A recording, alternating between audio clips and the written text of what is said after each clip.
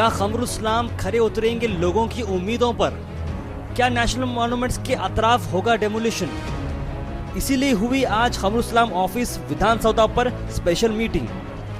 क्या किया खमरुल इस्लाम ने खुलासा, आइए देखते हैं। हफ्त गुंबद और किला, ये दो सेंट्रल आर्कियोलॉजिकल एक्ट के तहत सेंट्रल मॉन्यूमेंट कहलाते हैं। आर्कियोलॉजिकल एक्ट 1958 में आया और 2010 में अमेंड हुआ। इस कानून के मुताबिक जो मॉन्यूमेंट है उसको प्रोटेक्टेड एरिया कहते हैं और मॉन्यूमेंट के कॉर्नर से 100 मीटर तक का जो एरिया है उस एरिया को प्रोहिबिटेड एरिया कहते हैं।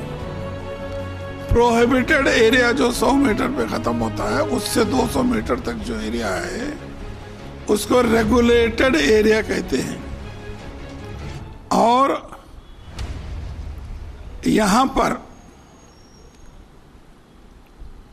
आर्कियोलॉजिकल डिपार्टमेंट के ऑफिशियल्स के डायरेक्शन पर कमिश्नर सिटी कॉरपोरेशन को एक डायरेक्शन आया कि रेगुलेटेड एरिया में 163 और प्रोटेक्टेड एरिया में 197 जो एनक्रोचर्स हैं उनको डिमॉलिश करें। इस नोटिस के आने के बाद सारे गुलबर्गा में एक अजीब बेचैनी पैदा हुई और ये जो नोटिसेस हैं ये खाली मकानात के लिए नहीं है, बल्कि इस एरिया में मंदिर भी हैं, मस्जिद भी हैं,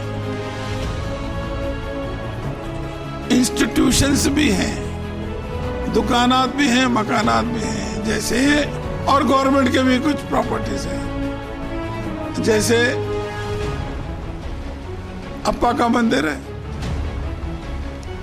हमारा ये मंदिर है, गणेश मंदिर है, अंदर की मस्जिद है, बाजू की ईदगाह है और खारीबोली की एक मस्जिद है,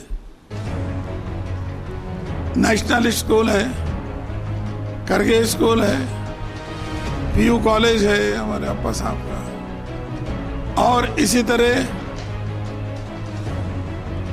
फायर ब्रिगेड है गवर्नमेंट की प्रॉपर्टी, अतराफ के सदर नोटा लोहारा, ये सब जितने घर हैं और जलील कंपाउंड के घर हैं इन सबको नोटिसेस दिए गए। और आपका ऑक्सफोर्ड स्कूल भी है, इसमें एक मीटिंग बुलाएं जिसमें हमारे कलबुर्गी के एमपी मौजूदा खरगे साहब, इसी तरह बसवराज पाटिल हैं, साबिका एमपीज हैं, धर्म सिंह साहब हैं, डॉक्टर जौली हैं और इकबाल अहमद सरवी हैं, मैं खुद भी एमपी रहा, एमपीज और 2 एमएलए, गुलबर्गा नॉर्थ का तो मैं हूँ, साउथ का हमारा पूरा है।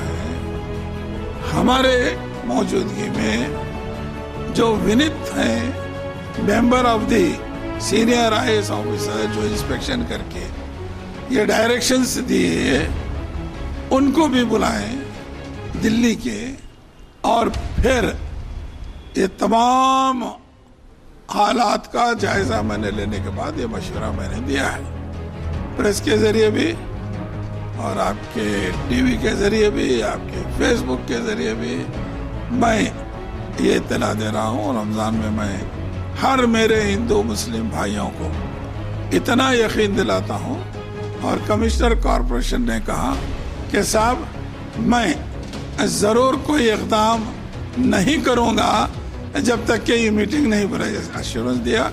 और आर्कियोलॉजिकल डिपार्टमेंट ने कहा कि साहब कम से कम हम तो 2010 के बाद से नोटिस दे रहे हैं ये तो फाइनल नोटिस थी, हम तो बिल्कुल सख्त इक़दाम करने वाले थे डिमोलिशन का, लेकिन आप बीच में आने के बाद ये मामला जरा टल रहा है।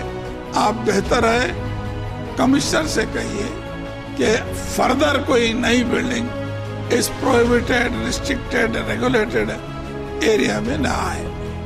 आप बेहतर है, इन सब लोगों को मैं इतना ही कहूँगा कि साहब आप उस मीटिंग का इंतज़ार कीजिए। इलेक्टेड रिप्रेजेंटेटिव्स है, कानून अपनी जगह है और हर कानून में गुंजाइश है कि कुछ ना कुछ हम कर सकते हैं। ये किसी एक पर्सनालिटी का मामला नहीं है, एक दुकान का मामला नहीं है, बल्कि मस्जिदों का, मंदिरों का जो ऑलरेडी हैं, तो उसको किस अंदाज से इंस्टीट्यूशनों का और इंडिविजुअलों का भी मामला है। खमरुल इस्लाम साहब की बात को आगे बढ़ाया असगर चुलबुल साहब ने। उन्होंने कहा कि लोगों को फिक्र करने की बात नहीं है, खमरुल इस्लाम पूरी कोशिश करेंगे इस मामले को हल करने के लिए। आम जनता में सवाल ये है कि रेगुलेटेड एरिया क्या है, प्रोहिबिटेड एरिया क्या है, 100 मीटर की रेंज क्या है, 200 मीटर की रेंज क्या है। यहाँ हम ये भी सुन रहे हैं काफ़ी मस्जिदें और मंदिरें भी आ रहे हैं, क्या इन सब पे एक्शन लिया जाएगा? ये सब डिटेल्स बताइए सर। जी, आर्कियोलॉजिकल सर्वे ऑफ इंडिया जो 1958 में जो है उसका एक्ट बना, उसके अंदर जितने भी घर थे, मकानात थे, उनको छोड़कर 1992 के अंदर जितने भी अतराफ व अकनाफ 100 मीटर के जो हाउसेस बने, जो इंस्टीट्यूशन बने, मंदिरें बने, उसको रिपेयरेबल करार दिया गया, यानी उसके ऊपर फिर मज़ीद कोई कंस्ट्रक्शन नहीं किया जाएगा। फिर 2010 में एक नया अमेंडमेंट आया आर्कियोलॉजिकल सर्वे ऑफ इंडिया का कि प्रोहिबिटेड एरिया जो 100 मीटर है, प्रोहिबिटेड एरिया 100 मीटर में जो मॉन्यूमेंट्स है उसके अतराफ व अकनाफ 100 मीटर पर किसी भी कीमत पर कोई जो है ना नई तामीर नहीं होगी। नई तामीर होने की सूरत में उसको डिसमेंटल किया जाएगा। अब 2010 में जो कानून आया कि प्रोहिबिटेड एरिया जो 100 मीटर है, उसके बाद 200 मीटर एरिया जो रेगुलेटेड एरिया कहलाता है, उसमें अगर आपको कंस्ट्रक्शन करना है, तामीरी काम करना है, तो आपको आर्कियोलॉजिकल सर्वे ऑफ इंडिया जो हमारा धारवाड़ में, हमारा यहाँ कर्नाटक का धारवाड़ में हेड ऑफिस है, वहाँ से आपको एक परमिशन लेनी होती है, NOC यानी नो ऑब्जेक्शन सर्टिफिकेट वहाँ से लेनी पड़ती है। तो वो धारवाड़ में जो ऑफिस होती है, सर्कल ऑफिस होती है, वो देखेगा कि ये बिल्डिंग आने से, ये प्लान आने से जो नेशनल मॉन्यूमेंट है क्या वो छुपेगा, या उसके एलिवेशन को कुछ अफेक्ट होगा, या उसकी बिल्डिंग की कुछ खूबसूरती ख़राब होगी। वो सारी चीज़ों को गौर कर ये एलिजिबल हैं कंस्ट्रक्शन के लिए या नहीं है, वो अपनी एक रिपोर्ट वो कमीशन कॉर्पोरेशन को पेश करेगा, और commission corporation based on the report of archaeological survey of India वो कंस्ट्रक्शन परमिशन देंगे। तो इसको ये 200 मीटर का जो एरिया है, इसको रेगुलेटेड एरिया करते हैं। इसमें गुंजाइश रहती है कि आर्कियोलॉजिकल सर्वे ऑफ इंडिया वो परमिशन दे भी सकता है, नहीं भी दे सकता है, ये उनके जुरिडिक्शन में आता है, उनके पावर में आता है। वेर एज जो 100 मीटर का जो एरिया है, स्ट्रिक्टली इसको किसी को भी इसका इख्तियार नहीं है, ना तो आर्कियोलॉजिकल सर्वे को है कि इसको परमिशन दें या इम्पोज करें। ये बहुत सख्त कानून है 100 मीटर प्रोहिबिटेड का, इसमें किसी कीमत की भी कोई वो गुंजाइश नहीं देंगे। 200 के एरिया में इसमें गुंजाइश है कि वो दे सकते हैं या नहीं दे सकते। फाइनली एक मैसेज आम जनता को फिक्र करने की ज़रूरत है या नहीं, इतना बता दीजिए बस। फ़िलहाल खमरुल इस्लाम साहब एक कोशिश कर रहे हैं सभी को मिल करके, DC, RC, SP और कमिश्नर कॉर्पोरेशन उनसे बातचीत कर रहे हैं, और हमारे जो तमाम MLA MPs हैं उनको भी एक मीटिंग बुलाने की उन्होंने बात कही है।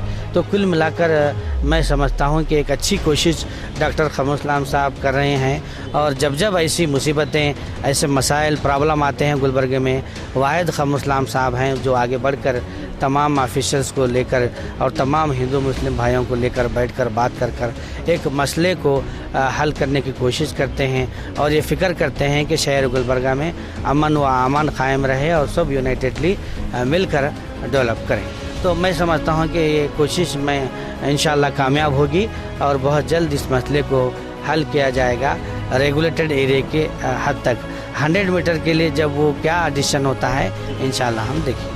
जैसे कि आप सुन रहे थे असद चुलू साहब को, उन्होंने कहा कि 100 मीटर्स की प्रोहिबिटेड रेंज में तो मुश्किल है, लेकिन 200 जो मीटर की रेंज है, रेगुलेटेड जो रेंज है, वहाँ पर जो है ना कुछ ऑप्शन बन सकता है। तो आम जनता को फिक्र करने की बात नहीं है। कमरुल हसन साहब ने एक बड़ा स्टेप लिया है। आज की मीटिंग पे तो डिमोलिशन को स्टॉप करने की बात हो चुकी है। अगली मीटिंग जो बड़ी मीटिंग होगी उसके बाद डिसाइड होगा कि आगे का मसला क्या। जब तक देखते रहिए गो हैश दिस तार अब्बास। अब आने वाला वक्त ही बताएगा कि नेशनल मॉन्यूमेंट्स के अतराफ डेमोलिशन होगा या नहीं। ज़्यादा जानकारी के लिए देखते रहिए गो हैश।